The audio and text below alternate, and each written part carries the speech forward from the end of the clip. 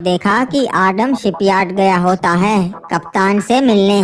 तभी season 3 रीमनाम village पे हमला कर देता है और आदम के बहुत सारे सैनिक मारे जाते हैं। सीजन 3 को लगता है कि वो ये जंग जीत रहा है, पर तभी आदम आ जाता है जंगली क्रिमिनल्स की सेना लेके और दुश्मनों को चारों ओर से घेर लेता है। ये देखकर सीजन 3 जंग का मैदान छोड़कर भाग जाता है। अब आगे हुए बाकी गाइस वीडियो को लाइक कर दो और चैनल को सब्सक्राइब करके बेल नोटिफिकेशन ऑल पे सेट कर लो।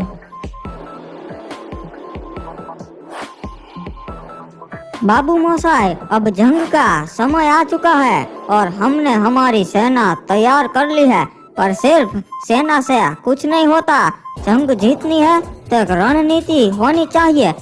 सही कहा महाराज, पीक के सामने आज तक कोई भी राज्य जंग नहीं जीत पाया। हाँ बाबू मोसाई, पर हम ये जंग जीतेंगे। तुम्हारे पास कोई सुझाव है? जी महाराज, मैंने अपने कुछ आदमी भेजे थे पीक पे। उन्होंने मुझे बताया है कि सकुरा दूसरे राज्यों की तरह अपनी फौज अपने महल पे नहीं रखता। उसने अपनी फौज पीक की सरहद पे तैनात कर दी है। उसके लोग हर वक्त चारों ओर मौजूद रहते हैं और कोई भी राज्य आगे से हमला करेगा तो उसके सैनिक उन्हें चारों ओर से घेर लेते हैं, तो सकुरा तक पहुंचना नामुमकिन है महाराज। समझ गया बाबू मोसाई, मतलब पीक पे कब्जा करना मुश्किल है और नामुमकिन नहीं।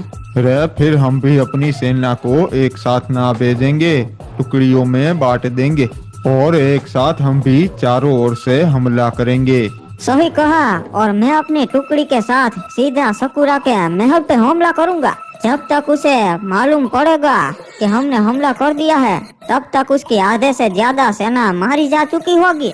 रे सही कहा महाराज, हम ऐसा ही करेंगे।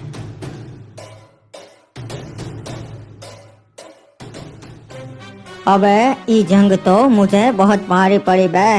मेरे कितने सैनिक मारे गए, मेरा खास सलाहकार मर गया और फैक्ट्री की इज्जत चली गई। महाराज चिंता मत कीजिए, सब कुछ हो जाएगा। अबे लगता है तू पागल हो गया है बे। क्या चिंता मत कीजिए, तूने देखा नहीं उसके पास अपनी सेना तो है और ऊपर से वो जंगली क्रिमिनल्स भी उसके साथ है। देखा नहीं तूने कैसे मेरे सैनिकों को चुन चुन के मार रहे थे वो जंगली? हाँ हाँ मुझे पता है महाराज, मैं भी वही था, मुझे सब पता है। पर हमें शांति से काम लेना पड़ेगा अगर रीमनाम विलेज को जीतना है। अरे अब कुछ ना ही हो सकता, मेरा सलाहकार भी मारा गया और उन्हें हरा सके ऐसी मेरे पास सेना भी नहीं है। महाराज आपका सलाहकार मारा गया तो क्या, मैं आपका नया सलाहकार बन सकता हूँ और वैसे भी मेरे पास वो सारा अनुभव है जो आपके काम आ सकता है। ये बात तो तुम्हारी सही है बे। ठीक है, आज से तुम हमारे नए सलाहकार हो। जी महाराज, मैं शपथ लेता हूँ कि मरते दम तक मैं फैक्ट्री का साथ कभी नहीं छोड़ूंगा और आपको हर एक मुसीबत से बचाऊंगा। तो नए सलाहकार बताओ, अब हम क्या करें? हमारी आधे से ज्यादा सेना मारी जा चुकी है। महाराज हम उस आदम की तरह ही काम करेंगे, हम भी दूसरे राज्य और कबीले वालों को हमारे साथ ले लेंगे ताकि वो जंग में हमारे काम आ सके और हमारी सेना और भी मजबूत हो जाए। ये तो बढ़िया रणनीति है, इससे उसकी तरह हमारी सेना भी मजबूत होगी और फिर जंग के लिए हम तैयार हो गए। महाराज पोचिनो कबीले वाले हमारे बहुत काम आ सकते हैं। मैं चाहता हूँ कि आप और बदले में हम उसका कबीला मांग ले। ठीक है, सैनिक जाओ और उस ओरियन को बोलो कि महाराज ने तुम्हें दावत के लिए बुलाया है। जी महाराज, अभी जाता हूँ। अब उस आदम की तरह हम भी फैक्ट्री राज्य को ताकतवर बनाएंगे महाराज, और फिर हम उसके ऊपर हमला बोल देंगे जब हमारी सेना भी उसकी तरह ताकतवर हो जाएगी। मैं यहाँ के सरदार ओरियन से मिलने आया हूँ, मुझे फैक्ट्री के महाराज ने भेजा है। अच्छा, तो तुम्हें फैक्ट्री के महाराज ने भेजा है, बताओ मुझसे क्या काम है उन्हें? महाराज ने तुम्हें शाम को दावत के लिए बुलाया है, वो चाहते हैं तुम फैक्ट्री पे आओ। ये क्या बात हुई? भला महाराज ने मुझ जैसे सरदार को दावत में क्यों बुलाया है? क्योंकि वो अपने पड़ोसियों से अच्छे संबंध बनाना चाहते हैं, इसलिए। ये तो बहुत अच्छी बात है। ठीक है, मैं महाराज की दावत में जरूर आऊंगा। शाम को फैक्ट्री पे आ जाना सरदार।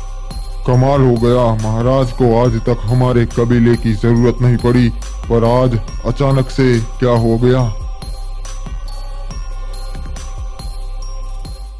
मेरे भाइयों, आप लोगों ने बहुत बहादुरी से जंग लड़ी।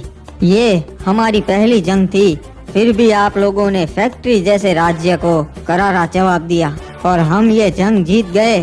सीजन 3 मैदान छोड़ के भाग गया और हमारी ये जंग जीतने की वजह क्रिमिनल्स है। इनके बिना ये जंग जीत पानी बहुत मुश्किल होती, तो इनका भी मैं शुक्रिया अदा करना चाहूँगा।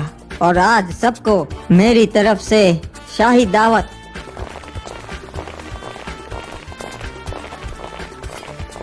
अरे ये क्या? ये तो ऑब्जर्वेटरी की महारानी आ रही है। इससे बचकर रहना महाराज, लोग कहते हैं ये काला जादू करती है। ग्रीननाम विलेज के महाराज आडम, मैं आपको बधाई देती हूँ अपनी पहली जंग जीतने के लिए। आपका स्वागत है ऑब्जर्वेटरी की महारानी, पर आप सिर्फ मुझे बधाई देने के लिए तो यहाँ नहीं आई होगी। महाराज, मैं भी आपकी तरह दूसरे राज्यों के साथ अच्छे संबंध बनाना चाहती हूँ, इसीलिए पहले यहाँ आई हूँ।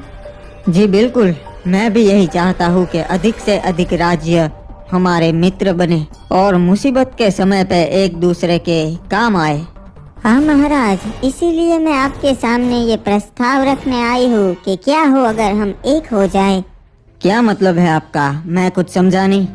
मैं चाहती हूँ कि आप मुझसे शादी कर ले, फिर हम दोनों के राज्य एक हो जाएंगे और हमारी सेना भी मजबूत हो जाएगी। माफ कीजिएगा महारानी, मैं आपका सम्मान करता हूँ, पर ये नहीं हो सकता। क्यों महाराज, क्या कमी है हम में जो आप हमसे शादी नहीं कर सकते? कोई कमी नहीं है, पर फिलहाल मेरा शादी करने का कोई विचार नहीं है। महाराज, आपने मेरा प्रस्ताव ठुकरा के बहुत बड़ी गलती कर दी। आपको इस बात का पछतावा बहुत जल्द होगा। महाराज, आपने बिल्कुल सही किया इसका प्रस्ताव ठुकरा के, वरना ये आपको वश में कर लेती और पूरे रिमनाम विलेज पे राज करती।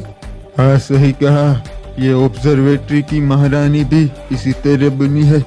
चाचा, इसका ध्यान रखना पड़ेगा, ये हम पे वार जरूर करेगी।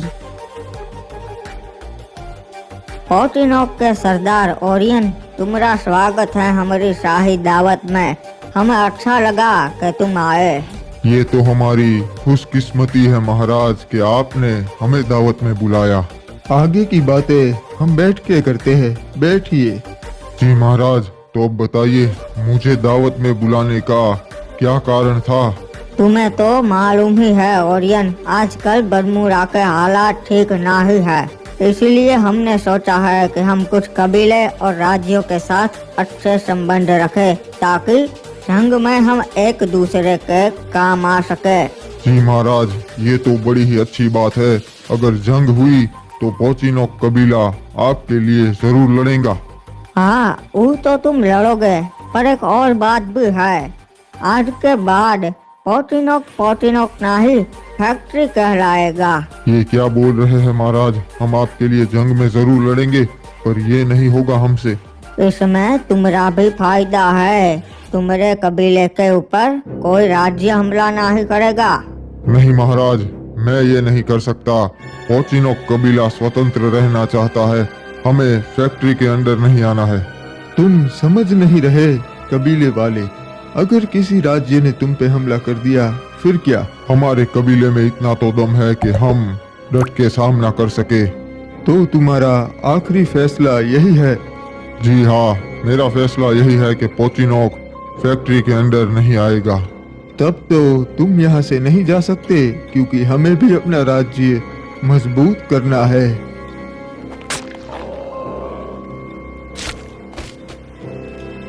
पर चिंता मत करो, तुम्हारे कबीले वासियों को मैं बता दूंगा कि तुम्हें तुम्हारे किसी दुश्मन ने मार दिया।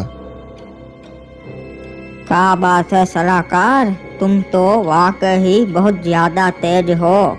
जी महाराज, अब इन कबीले वालों को हमारी तरफ ले लेंगे और फैक्ट्री राज्य और भी बड़ा हो जाएगा। पोचिनोक कबीले वालों, बड़े ही अफसोस से आपको बताना पड़ रहा है कि आपके सरदार ओरियन को उसके किसी दुश्मन ने मार दिया। आपके कबीले का सरदार बहुत कमजोर था, तो मेरी सलाह आपको यह है कि आप फैक्ट्री में आ जाए और फैक्ट्री के साथ जुड़ जाइए।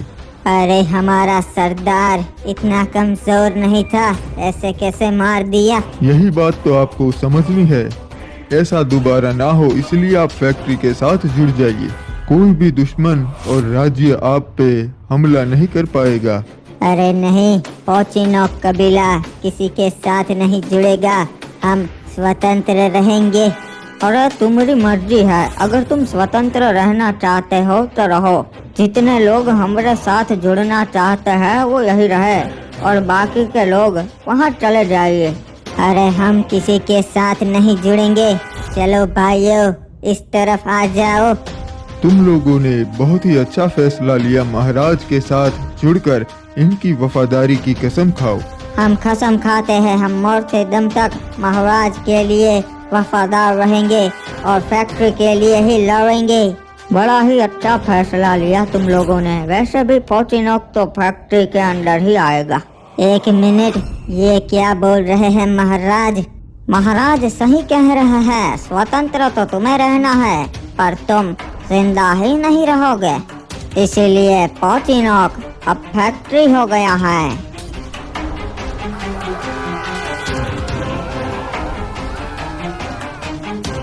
बाबू मोसाई, वो समय आ चुका है जिसका हमें बेसब्री से इंतजार था।